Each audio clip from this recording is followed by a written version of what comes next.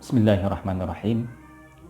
Assalamualaikum warahmatullahi wabarakatuh. Alhamdulillah wassalatu wassalamu ala rasulillah wa ala alihi wa sahbihi wa mawalah.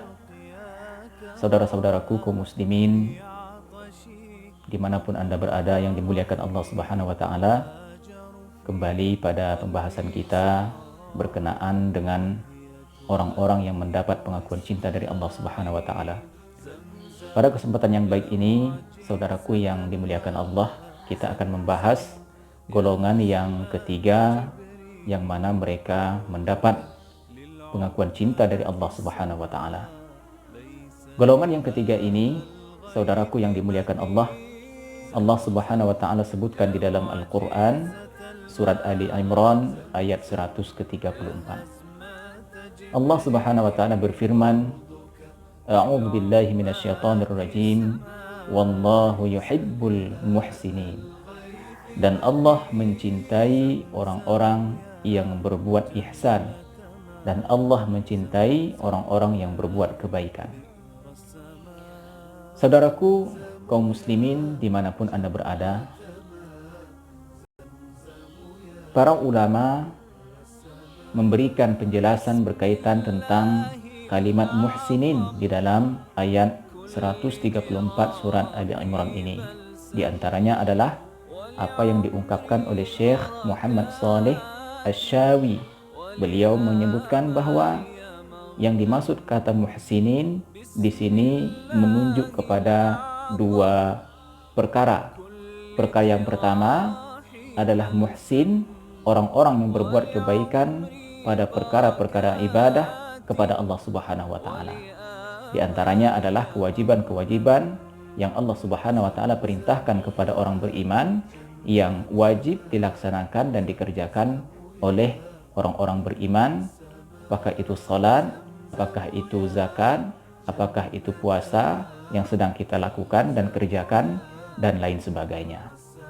Kemudian yang kedua, beliau mengatakan dan menyebutkan bahwasanya muhsinin bermakna lebih umum, yaitu kebaikan-kebaikan, amalan-amalan yang diridhai oleh Allah Subhanahu wa taala dan Rasulnya, yang dilakukan, dikerjakan kepada siapa saja, kepada karib kerabat, kepada keluarga, dan kepada orang-orang yang ada di sekelilingnya.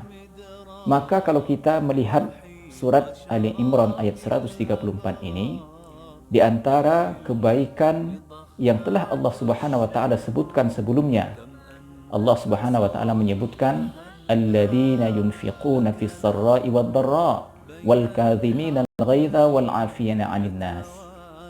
Allah Subhanahu wa taala menyebutkan orang-orang yang menafkahkan, yang membelanjakan harta mereka dalam keadaan sempit, dalam keadaan lapang maupun sempit.